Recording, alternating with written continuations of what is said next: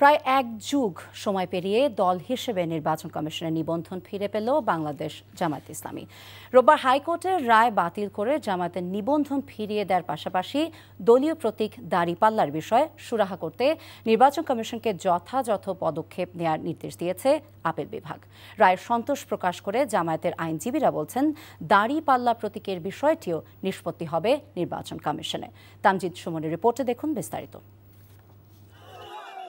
আওয়ামী লীগ শাসনামলে অর্থাৎ ২০১৩ সালের শেষ ভাগে দলের নিবন্ধন হারায় বাংলাদেশ জামায়াতে ইসলামী, যার কারণে দলীয় প্রতীকে জাতীয় সংসদ নির্বাচনে অংশগ্রহণ করতে পারেনি দলটি। সরকারি চাপ ও হয়রানির কারণে ওই সময় নিবন্ধন ফিরে পেতে আইনি লড়াইয়ে কোনো পদক্ষেপও নিতে পারেনি দলটি। ছাত্র জনতার আন্দোলনের সময় ২০২৪ সালের ১ আগস্ট নির্বাহী আদেশে বাংলাদেশ জামায়াতে ইসলাম ও ইসলামী ছাত্র শিবিরের রাজনীতি নিষিদ্ধ করে শেখ হাসিনা সরকার। ৫ আগস্টের পট পরিবর্তনের পর নতুন করে নিবন্ধন ও প্রতীক ফিরে পেতে আইনি লড়াই শুরু করে দলটি। ফেব্রুয়ারি থেকে মে এই ৪ মাসে আইনি যুক্তিতর্ক উপস্থাপন করেন তারা। বেশ কয়েকটি কার্যদিবস শেষে রোববার সকালে আদেশ দেন সর্বোচ্চ আদালত। আপিল বিভাগের রায়ে জামাতকে নিবন্ধন ফিরিয়ে দিতে নির্বাচন কমিশনকে নির্দেশ দেওয়া হয়।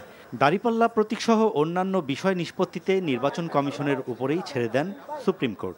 বাংলাদেশ জামায়াতে ইসলামী আজকে তার নিবন্ধন ফিরে পেল। মাননীয় আপিল বিভাগ হাইকোর্টের যে রায় ছিলেন এই রায়কে বাতিল ঘোষণা করেছেন এবং ইলেকশন কমিশনকে নির্দেশনা দিয়েছেন বাংলাদেশ জামায়াতে ইসলামীর রেজিস্ট্রেশন এবং অন্য যে সকল ইস্যু ইলেকশন কমিশনের সামনে আছে বা আসবে সেগুলো যেন দ্রুতই নিষ্পত্তি করেন। নিবন্ধন ফিরে পেয়ে সন্তুষ্ট দলের আইনজীবী ও নেতারা। দলের প্রতীক দাঁড়িপাল্লাও ইসি থেকে ফিরে পাওয়ার প্রত্যাশা করেন তারা। ইলেকশন কমিশন আইন অনুযায়ী অতি দ্রুত জামাতের নিবন্ধন এবং জামাতের প্রতীক বুঝিয়ে দিবেন, এটা আমরা প্রত্যাশা করি। নির্বাচন কমিশনের আইনজীবী বলছেন, রায় দেখে পদক্ষেপ নেবে কমিশন। আজকে আপিলে যেটা হলো সেটা হচ্ছে হাইকোর্টে যেটা জাজমেন্ট ছিল ওই জাজমেন্টটাকে ওনারা আজকে সেটিসফাইড করে দিলেন, বাতিল করে দিলেন। তার ফলে যেটা হলো হাইকোর্টের জাজমেন্টটা থাকছে না। মিনিংটা দাঁড়ালো হাইকোর্টের জাজমেন্টের আগে যে সিচুয়েশন ছিল, রেজিস্ট্রেশন সংক্রান্ত বিষয় ছিল, ওই সিচুয়েশনটা ফেরত আসে।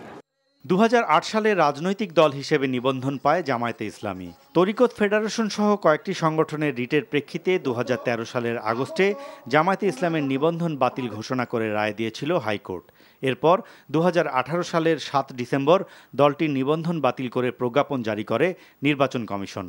Tamjid Suman, NTV news, Dhaka.